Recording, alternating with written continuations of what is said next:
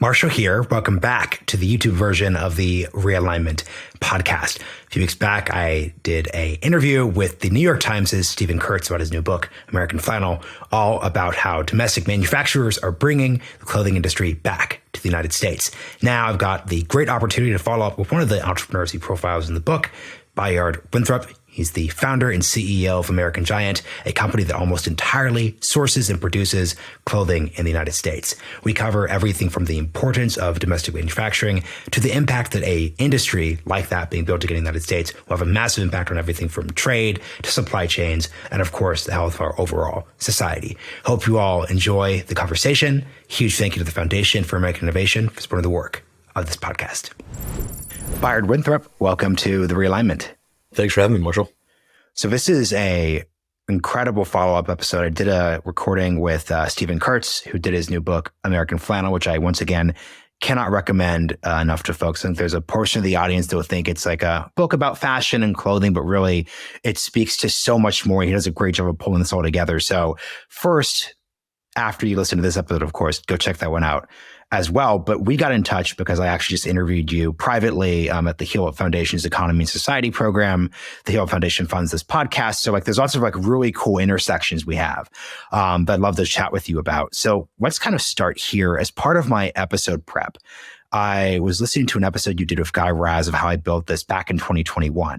Yeah. And there was this really interesting moment where I'm not trying to be unfair to Guy, but he was talking about motivations for bringing and buying American-made clothing. And he kind of gave this long, as I'm doing right now, this long NPR-style opening where he said, look, I'm not a jingoist. I don't think any country is better than any other country. I think it's great that the Chinese can make good products. I just actually like American-made clothing like American Giant because the overall carbon footprint of foreign-made goods, which I'm not quite sure if that's necessarily true, would be lower because it's moving over a smaller amount of distance. What that gets at, though, is people are going to have different emotional reasons for thinking we need to reshore American manufacturing. I heard that as sort of okay, climate change matters, but actually we want American-made clothing because we want to have a reshored American economy. It's great that people have jobs here locally. What is your motivation? Yeah, it's a good question. Yeah, it's a good question, Marshall. And actually, I may take a moment to just sort of talk about that specifically with Guy, because I think Guy's a friend of mine. I admire him very much as a commentator, and we've talked a bunch about what American made means. And I think that particularly in 2021, when that episode of How I Built This was recorded, it was in the middle of I think a lot of discussion around Trump and kind of an America First mentality and how that impacted businesses that were thinking about American made. And the point that he and I have aligned on and talked about for a long time, I think you and I touched on it in the panel discussion, is that in my judgment, supporting American manufacturing and American middle class and blue collar jobs really should be a totally bipartisan issue. I think the point that Guy was making there was that whether you're on the left side of the aisle or the right side of the aisle, there's a bunch of issues that you should really support. And this is one in our time of such division. This is one of those issues, at least in my mind, that really should have bipartisan support and bipartisan patriotism. And I think there's been this strange thing that's been happening politically where the Republican Party has seemed to have more claim to patriotism or made in America. And I think that's silly. I think that's something that both parties really ought to be, wherever you are politically on the spectrum, should be able to get behind, because it has such an impact in so many ways, and jobs and community. So to get to your question, my motivation for it is that I think, my feeling is that we spent a good part of the last 40 years pursuing a trade policy and an economic policy that really optimized for consumption, for consumers. And consumers were at the center of all the policymaking and decision-making that we made, for good reason, frankly. I mean, and that really, that approach results in what we see today in flat screen TVs for $90, and you got the choice of 7 or 8 brands, and you can get a t-shirt for $4 or whatever it is. That's a good thing. The problem is there's a whole bunch of unintended consequences that roll out from that we're also seeing today, which is the destruction of the American middle class and working class. And my point of view is I looked at that and cared deeply about this country, and I'm a real patriot, and I'm one of those guys that gets teary watching the national anthem. I was looking at what was happening with all the divisions among the country, whether it was George Floyd or what's happening now on university campuses, and just looking to something deeper than that what's behind all of this. And in my judgment anyway, is part of what's happening is that we're becoming a country of two halves. That if you, or I'm sorry for the long answer, if you've got a 4-year college degree, you're in decent shape. If you're in the stock market, you're in decent shape. If you're not, and you've got a high school diploma, or you're working in the trades or manufacturing, you've had a really tough last 40 years. And I think we have to address that. And I think the way you address it is you try to lead by example. And so that was the motivation behind the company then. It's very much the guiding spirit of the company today. You can tell you tapped right out of the gates into something I'm passionate about. So again, I apologize for giving you the long-winded answer there, but that's why I started the company. That was not long-winded, but the question was certainly long-winded. And as this is your platform for the next period, you can go as long as you need to go. No, so I think this would be a great chance for you to kind of articulate like what American Giant is and what the brand represents. Obviously, I've covered this in the intro, but everyone always articulates their brand better than I possibly could. Yeah, so the American Giant is a company that was founded on a pretty basic premise, that we were going to make super high quality clothing entirely in the United States. And that idea was, I'm 55. I grew up in the 70s, and I remember really well the great American brands, whether it was Levi's or Russell or Champion or Woolrich or whatever it was, that in my estimation anyway, set the standard worldwide of not just quality, but also value. And I felt that when I wore those clothes, they said something about me as a human and that I valued. And as I looked around and looked at what was happening in apparel particularly, I really felt that there was not a brand out there that, from my perspective, was really driving really great quality and committed to an American-made foundation. And so that was the idea. The purpose behind it was what I alluded to earlier, that I feel like we have abandoned a whole segment of our fellow countrymen and women who may not have a 4-year college degree, may not pursue a career in engineering or in law or in journalism or some other thing, and may pursue a job that is based in the trades or based in manufacturing. And those people, in my judgment, need to have good, dignified, available work, whether you're in an urban center or a rural community. And if you don't attend to that as a society, you end up with what we see now, which is lots of drug use, lots of people with no job to get up and go to every day, and inability to provide for their families.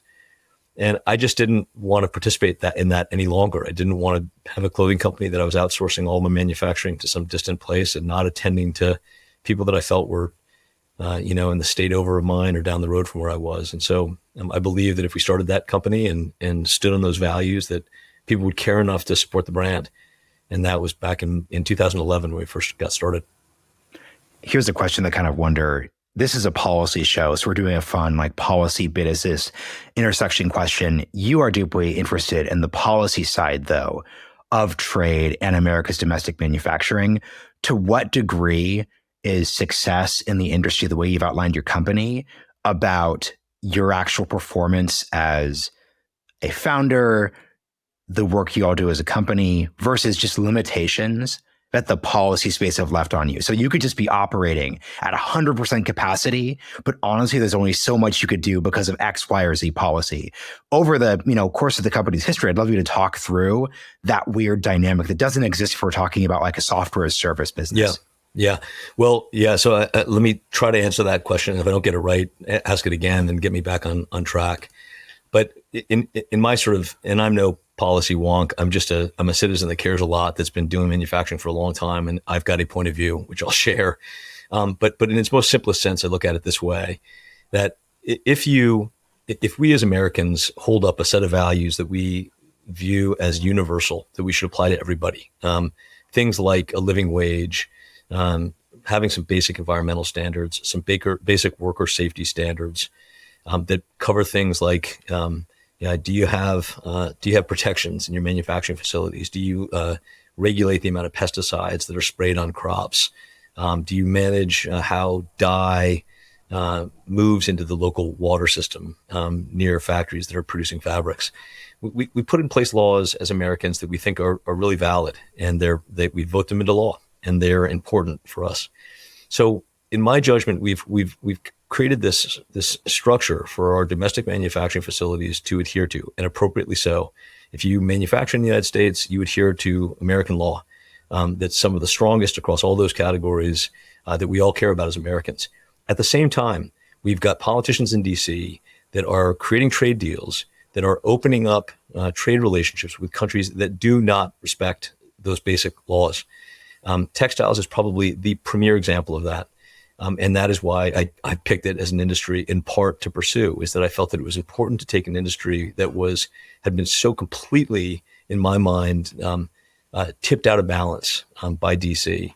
And so effectively what that means is if you are Nike or you're the Gap, you can have virtually no penalty at all to go pursue policies that skirt things like environmental standards or worker safety or living wage standards.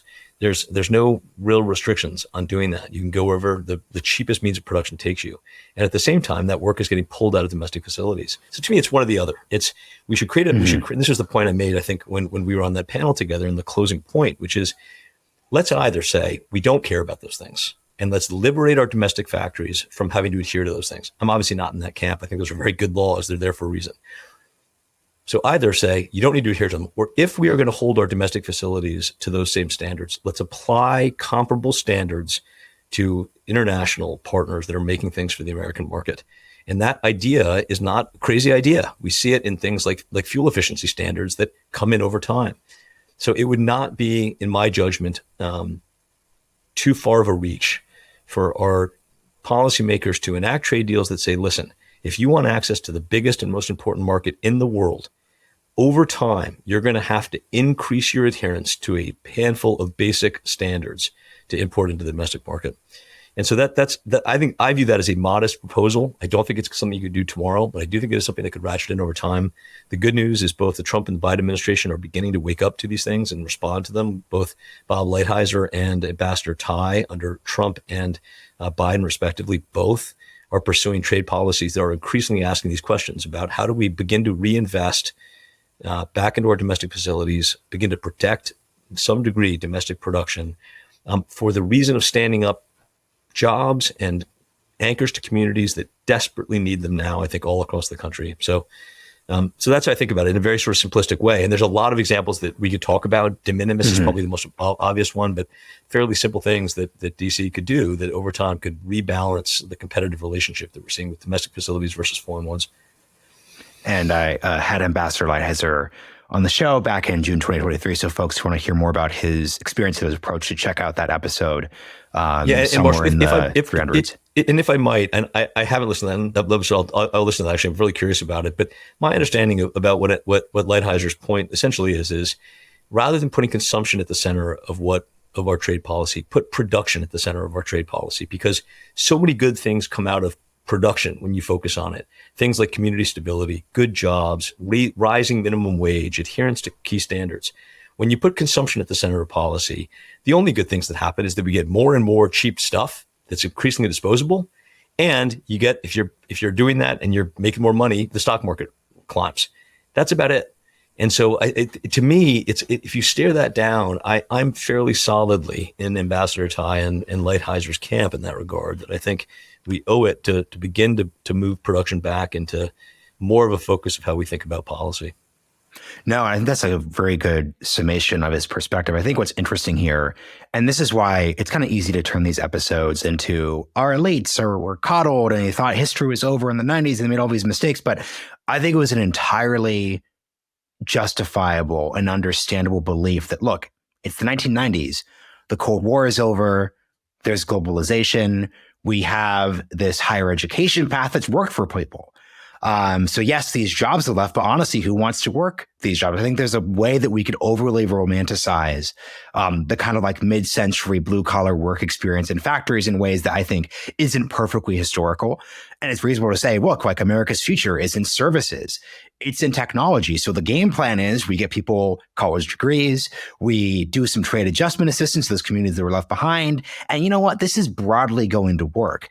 And I think if you're going to say we're going to become a nation of consumers in that context, it makes a lot of sense. But that clearly just didn't happen We ran the experiment. It's an experiment that was run on people's lives, but we just now know where we are. Yeah. But I think the other side of this, and this is why I asked you this question at the panel, there's kind of two different versions to understanding, I think, your focus with American Giant. So if it's the 2010s, it's really this post-2008 financial crisis, communities left behind. You add in then Trump's election, and once again, people are forgotten, and if we forget them, we see what happens. Then there's the COVID question. If you become a nation of consumers, you actually lose your resiliency across all these different categories. You can't make face masks, and then you're then dependent on China. And this is where the COVID era diplomacy issues come in. You can't have, look at you're not a foreign policy person directly, but my actual day-to-day focus is on the domestic defense industrial base.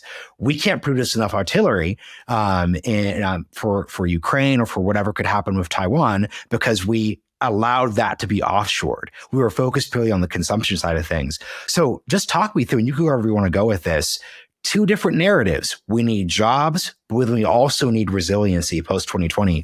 What has it just been like navigating the kind of policy areas of interest I think a lot of folks who listen to this show have heard about before? Yeah. And thank you for making that point, Marshall, because I don't mean to, and I think I can oftentimes do this when I talk, that I make it sound so simple. It's not that simple. Your point about the theory behind it, the bipartisan nature of pursuing the kind of wide open trade policy made a lot of sense, does make a lot of sense. There's a lot of value in broadening choice, in driving down consumer prices, of course. And I don't mean to imply otherwise. Well, what I am implying is that, and I think you're alluding to this point, is if that is taken to its logical conclusion, which is what's happened now, where you really have hollowed out a domestic manufacturing base, there's a bunch of bad repercussions of that. Let's just pick a couple. One is you drive through rural South Carolina or you go through inner city Baltimore and you see versions of the same thing, which is no jobs, lots of drugs, and lots of hopelessness. That's a really bad thing for the family structure. It's a really bad thing for local schools. It's a really bad thing for a sense of whether or not I'm participating in the American experience and I have any belief that I could pass on a better tomorrow to my children. So that is a very deep and important undertone to what I believe the country is facing in the coming 30 or 40 years. We have to right the ship that way. We have to create an economic system that gives people that are living in rural and urban centers an opportunity to get good jobs, even if they don't have a college degree, even if they aren't going to work in the service sector. And some segment of society, larger than I think that is comfortable to admit, is not going to move into engineering or service sector jobs. They may be thriving in manual labor jobs, in light manufacturing, that are good, dignified work that can make a living wage and take care of their families. So there's that issue. The other issue that you're alluding to is what happens when a country loses its ability to make the things that we need. And my silly version of this, during COVID, I have 3 kids. My oldest daughter got sick during COVID. Didn't have COVID, just had a bad cold. And COVID had just started. I went down to my local Walgreens, and for any of us that had kids, you know that children's Motrin is it's like the most incredible thing. It fixes every problem. And so I went down to get Motrin for my daughter, and there was no Motrin on the shelf. And I was like, well, that's crazy. I went home. I was like, what's going on here? In my way, I started researching online. It turns out that Motrin essentially is entirely made in China, as is penicillin, as is all of our PPE. So as we barreled into the COVID situation, what dawned on all of us and materialized kind of in the most urgent way in New York City, we had an inability to supply nurses and first responders and doctors with the basic things like surgical masks, gowns to take care of patients. It turned out that not only do we not have the manufacturing base, but that China was throttling down its supply of those things to the American market. Whether that was for strategic reasons or to protect China, I don't know. I do know that we were at the mercy of China on masks that should cost us $1 to make. So what happened was we went and we got swept up into this. We got an urgent phone call from the Trump White House, not me directly, but a man that runs Parkdale Mills named Andreessen Horowitz, who's he's an American patriot hero in my mind, and got an urgent call saying, we need to figure out a way to start making masks right now.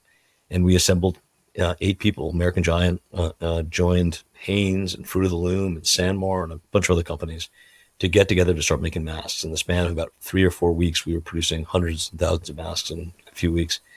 But I'm a t-shirt manufacturer. I'm not a surgical mask maker, nor should I be.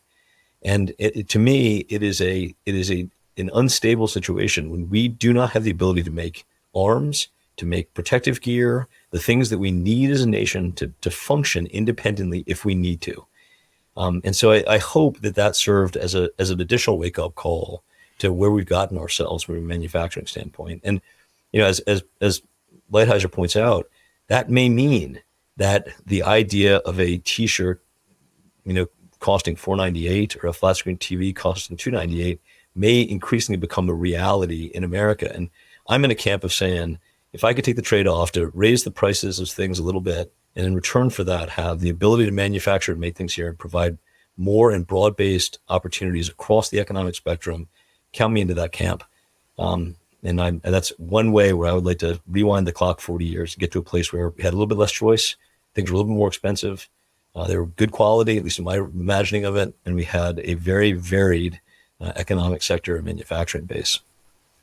This is interesting because we're just coming off of a period where inflation is still clearly an issue. Mm-hmm. But for the past 3 or 4 years, inflation has been probably the defining political issue affecting the Biden administration, impacting the midterms, et cetera. And I'd just be curious, you can answer this once again, however you want to, but how does because once again, this is why it's important that we have a frank conversation about globalization. Yep. It's one thing for us in 2017 to say, look, we, chose to be consumers instead of producers, and that's bad. Well, we just experienced a period of time where Americans just saw what happens when prices go up. So I'd say from a pure, if we had every single American in the country listen to this episode, the sympathy for consumers versus producers would probably be the lowest it's been. Yeah. In the time I've been thinking about this issue. So how do you think about inflation? Just get one thing, you're not talking about food.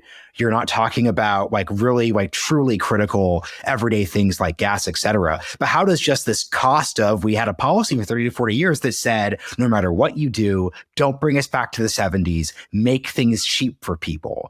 And obviously at a political level, I think we probably underestimated how important that was to America's politics and stability. So how do you just, this doesn't have to relate to your business, but how do you just think about the weird trade-offs that we're kind of seeing now?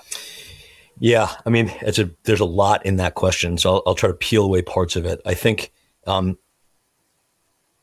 like to believe that I think one of the frustrating aspects about inflation and how it's impacted consumers today, and I live in California where it's front and center, and is that I think consumers don't understand what's going on, the pace at which it kind of seemed to just suddenly appear, the lack of reckoning of it in DC, the sort of lack of acknowledgement that how costs have been coming out. I think all those things together create just sort of I don't know if it's a cynicism or an intolerance with price increases that I understand. And my personal feeling is that, and maybe I'm too immersed in the mission of American Giant.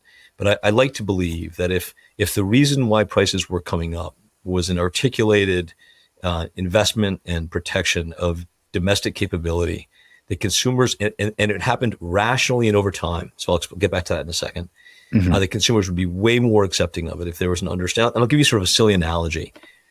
We have, again, pantomime it. We have 2 groups of incredibly loyal customer sets in American Giant. One group is people in San Francisco and Brooklyn who can afford our price points and value our value system and support the brand for that reason.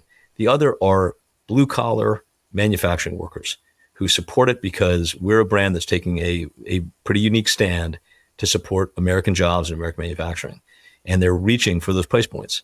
Well, that's interesting to me that mm-hmm. there's a broad-based belief in, geez, there's something here that I want to support and I'm willing to pay what it costs more to have things made domestically.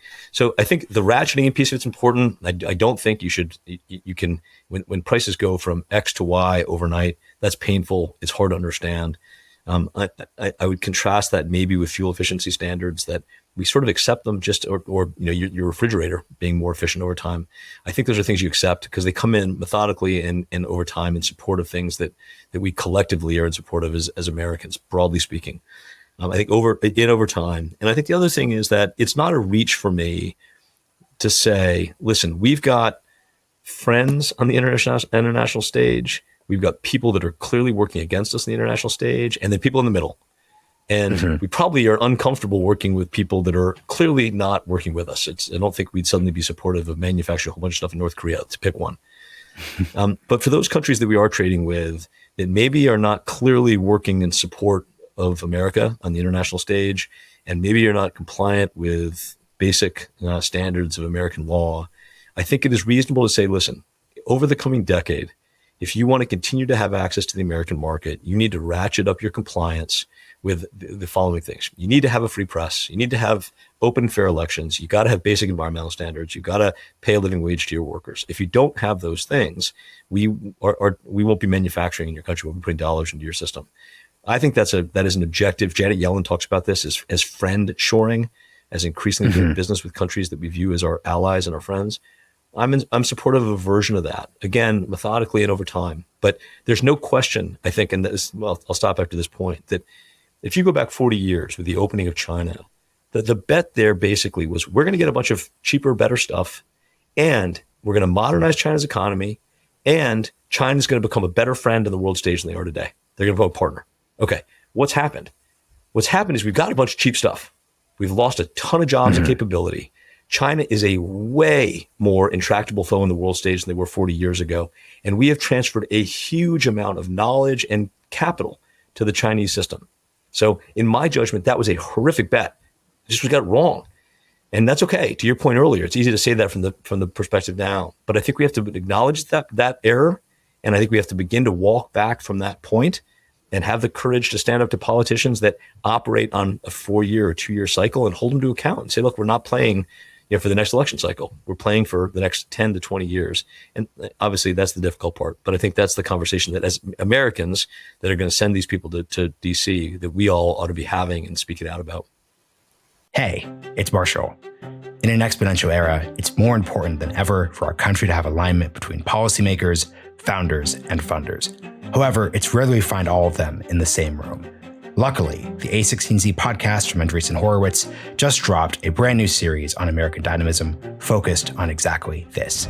Coined by Realignment friend and A16Z general partner Catherine Boyle, American dynamism is a movement that embodies the spirit of innovation, and this new 4-part series, recorded in the heart of Washington, D.C., covers topics including intelligence in the era of AI, the nuclear renaissance, and the future of defense.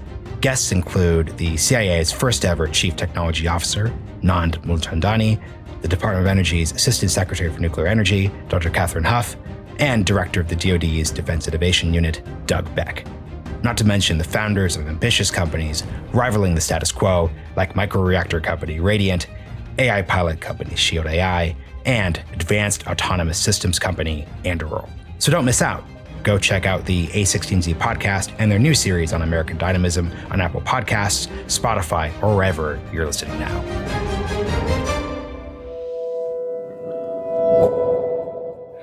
You know, it's really fascinating. I asked this to Stephen during our episode, but have you read Shoedog? It's funny you asked me that. It's literally, I'm looking at it. It's right. I'm in my bedroom right now. I'm on this call, and it is on my bedside table. I'm halfway through it. I think it's great. Yeah. So the reason why Shoedog, and I think a decent amount of listeners have read it. I think it's easily, obviously it's ghostwritten, but I think it's one of the best. And ghostwriting is a collaborative process. I think it's one of the best business books of all time. Just it's one of those books too that. I'm glad I read Shoedog in 2022 and not the 2010s when it came out, because it's a book that the further we get from the 60s and 70s, it gets more and more and more interesting. So it's going to age. It's much like Sam Walton's biography, Made in America. These are just they age well because it's speaking to a vanished past that's separated from a typical airport book. Made in America is a fantastic book too. I would love to hear your reaction to reading Shoedog. So for example, here's the way the folks should think of Shoedog if they haven't read it. It's Phil Knight launching Nike, the struggles, him working part-time as an accountant while still running Nike, and then him going to Japan, then him having to go to Taiwan, and then them trying to resuscitate a former shoe factory in New Hampshire, I believe, and kind of the struggles there and having to give up. And then a surprising amount of time spent in DC negotiating trade policies within the Carter and Reagan administrations. Once again, not the typical business book, but just like what is, but the other weird part though is it's leading somewhere as if this is all okay. As in, okay, and then, he handles quote unquote, like it's his version of the story about labor standards in the 1990s and the 2000s. But, hey, it's the 2010s and, this is just the reality. Like this went overseas. This is always going to go overseas. What is just your reaction as someone who actually, frankly, the book was being written as you were launching American Giant. So it's kind of a regression of sort. Like, what's your reaction to this? Well, I'm only halfway through it, and so I'm in a bit of the glow of the early founding parts of that story, and his, I think, unwavering commitment to an idea, which I think is really resonant for any entrepreneur that's been through the up and downs of starting a business and the near-death experiences and everything else. And so I think that part of it is great. So I think to your point, it's a book of many different layers, I think. But I think, and so that's the part I think I'm reflecting on the most now, is just this sort of relating to the entrepreneurial journey in the book. But I think that this question about the role, if this is what you're asking, the role of businesses to sort of fight against and then accept kind of the market reality of manufacturing and trade policy and everything else. I think that is something that is an interesting one, in that it strikes me that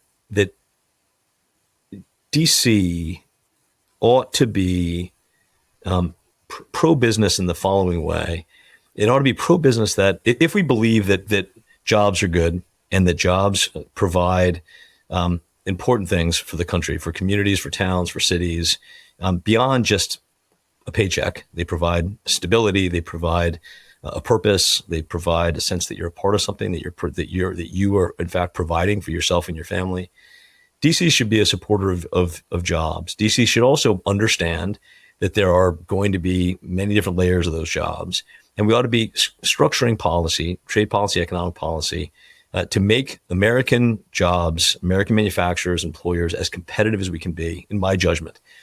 And if we don't do that, and this is why I think you heard me get a little agitated at the panel that we were at in a couple of weeks ago, is that I think our policymakers have begun to spend so much time immersed in the echo chamber of DC that they're sort of losing the forest for the trees. And we're talking about, we have a bunch of highly educated people that have spent careers as lawyers or as politicians or bureaucrats who have not spent much time actually trying to build businesses and navigate the challenges that it takes to create jobs. And they start layering in things that make it harder and harder to compete. And as you know, in the closing part of that discussion, my point was simple, which is like, we either are on the side of, we've got to begin to have DC working on behalf of Americans and American employers, and that will have good benefits, or we're not. And we're going to continue to try to make it harder and harder and harder for American manufacturing and American employers to compete with countries like China, who are much less encumbered in their clarity around what they're trying to do as a nation and as an economic sector, in my judgment anyway. So I'm not sure if that answers your question. I think there's the echoes of that are emerging in Shoedog as he's beginning to try to figure out his supply chain challenges. But anyway, you actually get at a real tension that I don't think DC has figured out from a rhetoric perspective, which is, on the one hand, there's this character in Shoedog who's this government official who basically is just this multi-year impediment to Phil Knight and Nike and making the company work. And I think from my perspective, if I were president, because this person's under his administration, my reaction would be like, look, man, your job is to help this company win and accomplish its goals. That's right. Within the most reasonable sense of the term. So that doesn't necessarily mean they're not hitting their share buyback numbers. What are we doing here? Right. Or they're trying to outsource this, or that. What are we doing here? It's literally just this example of, look, like Phil Knight has this vision of building the next big apparel company that competes with the European incumbents like Adidas. Our job is to help them win within, and this is where I think quality and those issues actually comes in. As long as that win is like defined, I think, firmly within like the actual interests of the country. And I wouldn't by define the way, helping someone win as if, Bayard's doing this entirely huge pivot. If we don't help him outsource every single American giant job, we're failing as a government. Right. So talk about the distinction between helping people win and also just like crony capitalism, kind of just like, because there's a weird tension there. Well, I mean, at its basic level, I think that in my judgment, my experience has been, and I think the interesting thing about the textile supply chain is that over the last 40 years, so just to orient everybody a little bit, depending on what statistic you believe, in 1980, something like, you hear 70% or 90% of the clothing that Americans wore were made in America. Today, that number's fallen to about 2 or 3%. So it's entirely flipped. Okay, so that's the dynamic in the textile world. What's happened in the intervening years? Well, what's happened with textiles is it's extremely easy to pick up and move, right? So in developing nations all over the world, needlework, the ability to sew, is a very common skill. And the corresponding machinery is not very capital intensive. It's very shippable. You can put 1,000 sewing machines on a container ship and move it to wherever it is cheapest to sew. So textiles were very easy to move and chase a piece of the cost structure that's expensive, labor. All right, so that's what happened with textiles. Essentially, it went from they chased low regulations and cheap labor, starting in New England to the southeastern United States, to Central and South America, to China, Bangladesh, now to Africa, going wherever the cheapest labor can go. And every big brand basically follows that thing, that course of action. So, to what extent should DC be engaged in that process? Well, what I would suggest to you is, as I've gone through this supply chain and met this now highly fragmented supply chain that it's become over the last 40 years, as it's kind of broken apart, what you find are these businesses that employ 25, 50, 150, 350 people that have made it through the last 40 years, incredibly difficult economic environment, and are still surviving, very nimble, very agile, have the ability to flip and make medical masks in 3 or 4 weeks. So very competent manufacturing base. And I think I'll be ridiculous and apply that to Americans in general. I'm a believer in the American worker. I think the American worker is highly versatile and adaptable. And I would bet on the American worker every time. Mm-hmm. So in my mind, I think that the policymaker's role should be, let's not tilt the playing field against American workers. I'm not even asking for you to tilt it in favor. Just don't tilt it against. Keep the playing field equal. And this gets, so what does that mean? It means that, as I said earlier in the show, if you go into a dyeing and finishing facility that I used in South Carolina, that facility is got layers and layers of things that it has to get monitored for, tested for, tracked against. All of the dyes it buys have to be compliant with American law. All the OSHA safety standards need to be compliant, as they should be. And so all I'm saying is, let's level out the playing field with wherever we're sourcing our stuff from. And minimum wage in country X doesn't need to be the same as the U.S., but living wage seems to be a reasonable standard. You can't pay people below a living wage. You got to be compliant with some basic environmental standards. A few things that we care about. Then I think if you just did that and closed some very basic loopholes in trade policy, like de minimis, you would put the American worker on a much more equal playing field. And you would disincentivize, by the way, brands like The Gap or brands like, you pick your poison, Champion or Nike or Ralph Lauren, from sourcing their stuff in the cheapest place they can get it sourced. They would begin to say, the benefits of staying local, better inventory turns, faster to market, knowing I'm not going to get caught with a bad situation like what's happening in Xinjiang, China now. You'd start to see some retailers and some brands begin to say, okay, I'm going to push a little bit of my volume domestically as an anchor to windward for some of the risks that correspond internationally. And I view that as a modest proposal, actually. And I think Lighthizer would certainly agree, Ambassador Tai would certainly agree. They're both advocating in those two administrations pretty aggressively. And I think that the voting population is waking up to this idea too. I think Americans are just getting fed up a little bit with what's happening with brands like Shein and even Amazon, where there's this growing understanding, like this is undermining some basic elements of a modern society where this stuff is all coming in from overseas. It's all crap. It all ends up in the recycling bin in about a week or two, and it's not adding any value back into the system. And so I think, and this, I hear this both from Lighthizer and from Ambassador Tai, I think within the administrations, there's a growing sense that the swing voters particularly are caring about this issue. And so we got to get our radar up about it and get on the correct side of this issue in the next election cycle. I think you're going to be hearing a lot about it over the next 6 to 8 months. So before we do the final, more serious section, I want to have some fun for a second. So I'm just really interested in the clothing industry. So I'd be curious to kind of ask you a couple questions that I didn't hear in your interviews that I listened to for prep purposes. So number one, we'll do one at a time, obviously, though. Number one, you obviously start with the sweatshirt. What is your thought process on how big at a brand level American Giant should go? So I don't think there was an American Giant suit. I don't think there American Giant athletic apparel. Like, how do you think of how far you take this idea of hype? Because it's just at a brand level, it's kind of fascinating, right? Like, so like Vuori, I know what Vuori is. It's basically like Lululemon, but like a little more like aggressively workout centric. And that limits you. Like, you're not going to see a Vuori suit. But with American Giant, y'all could technically do literally anything. So how do you think through that progression from sweatshirt to t-shirt to pant to athletic shoe, which you haven't done, obviously?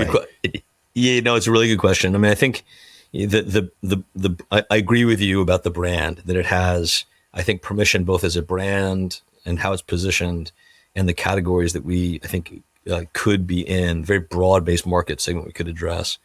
And that's great. But let's just pick a couple different things. Jeans, flannel shirts, and footwear. Let's just pick those three. Yeah. The gates that keep me awake at night are almost entirely around supply chain capability. Let me just expand on that just slightly.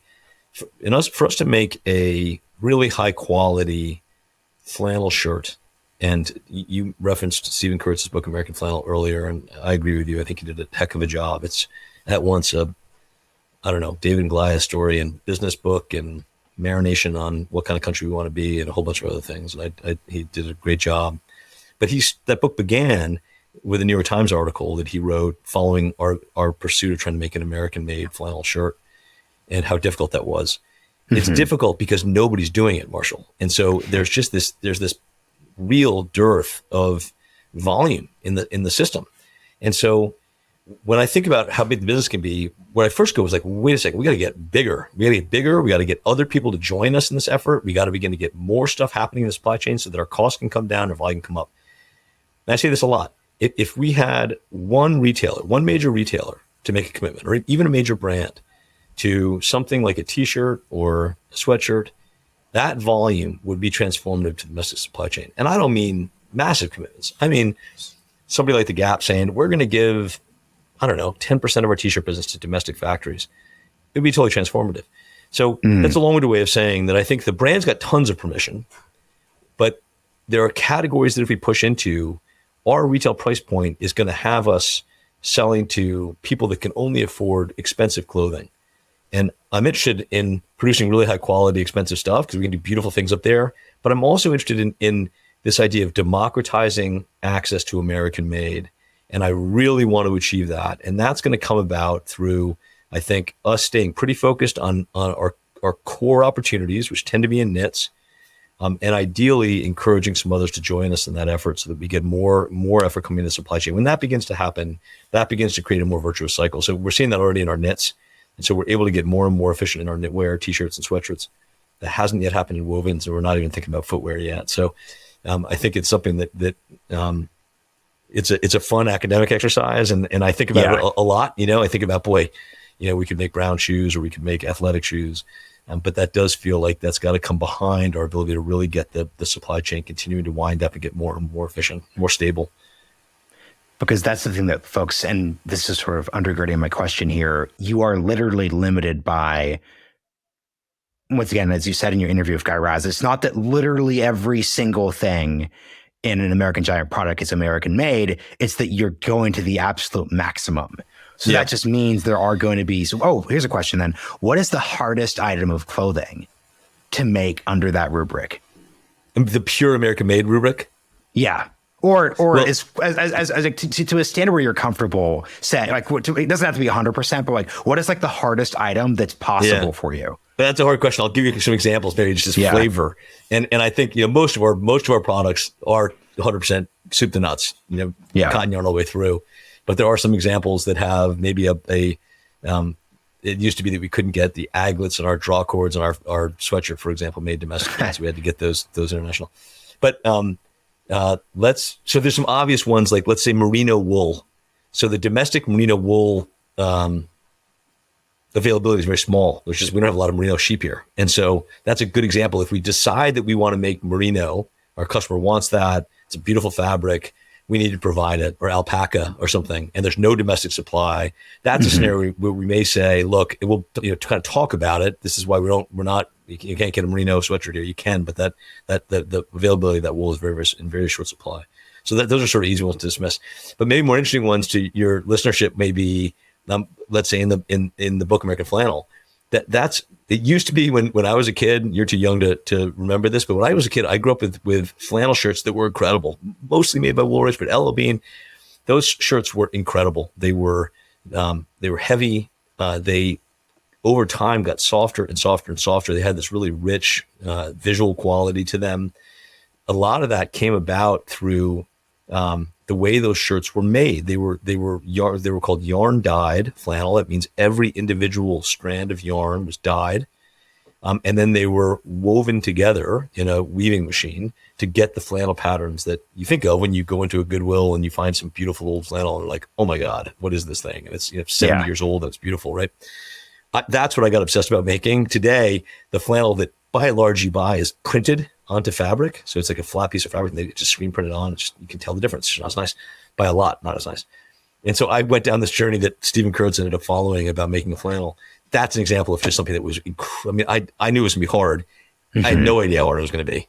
And it involved getting people literally to come out of retirement and like going in these old facilities that used to at one point in time employ like 8,000 people and now had 25 people in it. And there's just crazy process of trying to sell. By the way, it was both at once kind of depressing and sad and like, oh no, and totally inspiring because these men and women were like, oh, hell yes. Like you're doing that, we're on board.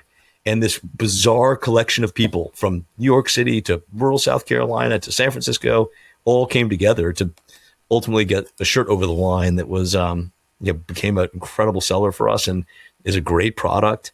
But boy, it was an enormously challenging thing to do. Denim is another one. There's essentially one company left that is making good quality denim fabric in the United States. So it's that those are the things that make it difficult. And they're literally, you're losing the actual base of the ability to make some things here.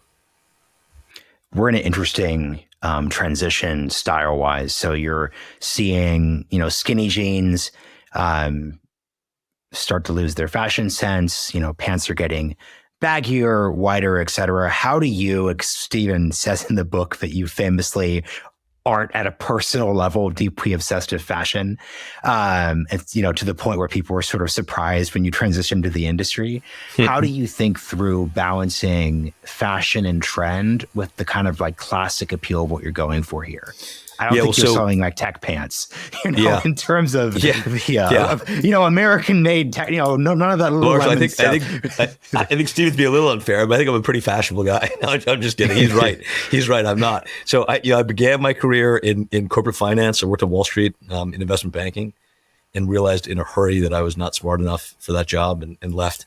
But I think the way I think about fashion, and this is just my personal take on it, and you'll see it reflected in the American Giant collection, is that if you think about American fashion, what I think of as the American canon, and it's very unique. It stands in real contrast, let's say, to what you see on the runways in Europe. That American fashion really are clothes that are rooted back to democratic style and utility. So if you think of the icons of American fashion, they are things like the t-shirt, the sweatshirt,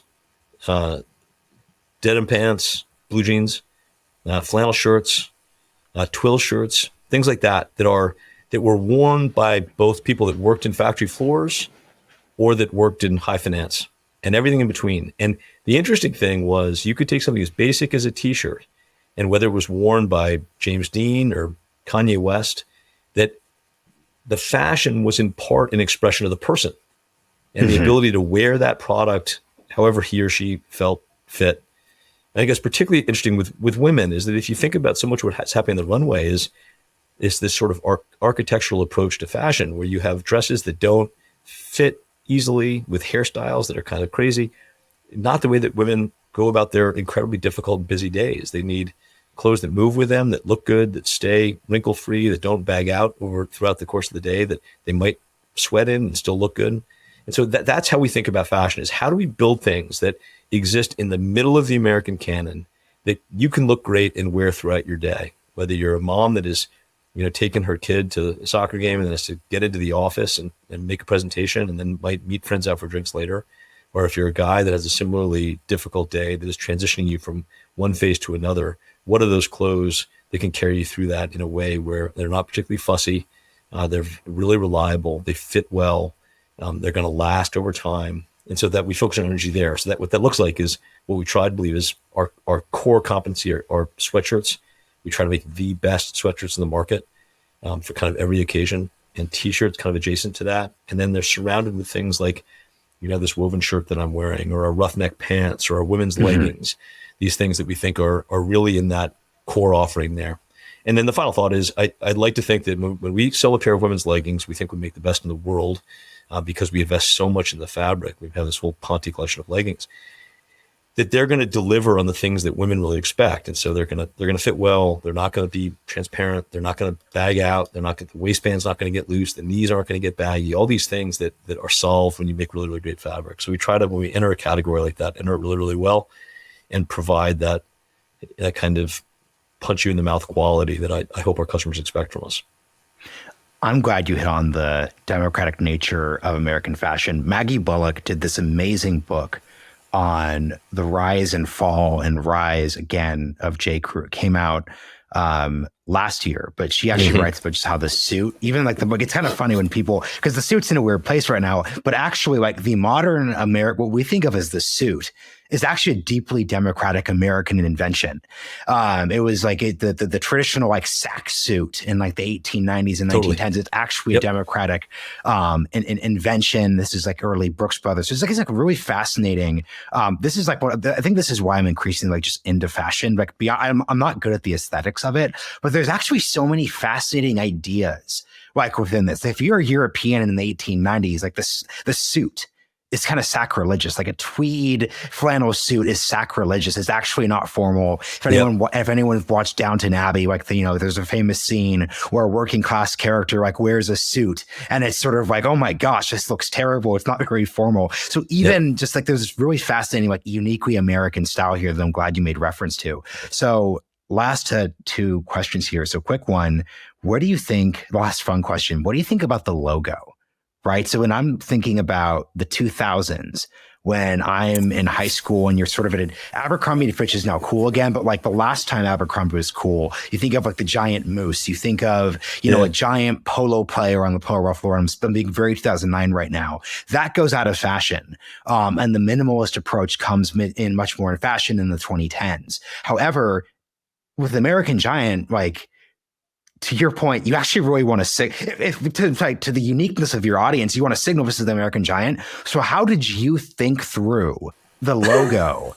Because if it's 2003, you're doing a giant, like, I don't know, whatever across my chest, but this is 2010s, you can't pull that. But you also want to signal to like your SF and Brooklyn audience and your working class audience that they should buy from you. So how do you think through the logo? Oh, that's a great question, man. I'll tell you how I did. How do you do it? Was, I don't know if it was stupid or if it was smart. I'll distill this down. I mean, the quick history. I was running a company called Chrome here in San Francisco that was a men's accessories and clothing and footwear business. And I had just had my first child. She was like 2 weeks old, and it was like a week before Christmas, and I got fired from that job. And I was like, I was terrifying. I was almost Christmas. I had a newborn baby. I just lost my job. Thinking about healthcare and all these basic things. And I went through this kind of panicked, 2 or 3 month scramble trying to figure out what I was going to do. Eventually locked in on starting American Giant. And part of that process for me was really coming to grips with, as sort of, kind of sappy as it sounds, I was thinking about being a father and thinking about my own legacy in her eyes and how she'd think of me. And I began to realize, like, I don't want to keep doing what I've been doing for the last 25 years. Mm-hmm. Just like running these businesses where I'm offshoring, and I feel like they're all about just trying to make money. I wanted to do something I believed in and would be proud to run. And I said this before, that I didn't know at the time whether it would be a small business or a big business, but I knew it would be a business I wanted to run. And so that was my orientation about it. And so as I thought about the naming, there's a funny story about the naming. Yeah. But the logo, I was really fascinated by the heyday of American manufacturing, as I saw it anyway, and the importance of that. I sort of thought of that as kind of 1950s industrial America. And so I wanted a logo that felt industrial in nature. Mm-hmm. And so our logo is a delta. And it's so that the logic there was I wanted something with a stable base. It felt really solid. So there's sort of an echo back to that. It's in fact the A and the G together graphically. It's for American Giant. But the real thing is that a delta represents change. And that was the real idea, was that, we want to show how to build a better clothing company, basically. And hopefully in the doing of that, begin to change the way that people are thinking about clothing and American manufacturing. So that was the idea. It was sort of this industrial like change icon. And I'll tell you, it's given us a ton of problems, Marshall. As a shape, it doesn't fit well. And so like when we think about like locking up the name with it and everything, so my designers are always like, this thing's terrible, but I love it. And it's not going anywhere. It's staying as a delta. And that's the story. And the good news is you do not have to display it aggressively punching your that is true customer base in the face. So here's the final question here. So as you said, you were on Wall Street for a bit, you worked in the tech industry for a bit. I think what's fascinating about this moment is this audience, I'd actually say, is very concentrated, obviously, within those two categories. It's people, it's a mix of like policy people. That's like my main audience. So like this is I guarantee you someone in the White House or in Congress is listening right now. But also, it's also, hey, I'm bored as hell on a trading desk, and I just want to listen to something interesting and think about policy. So those are my two audiences. That's like my version of your two dichotomies there. But more of it at any time in history, I think both those audiences should be interested in manufacturing at a category level. Think of the semiconductor chip fab. Is it working? Is it not working that we're going through right now?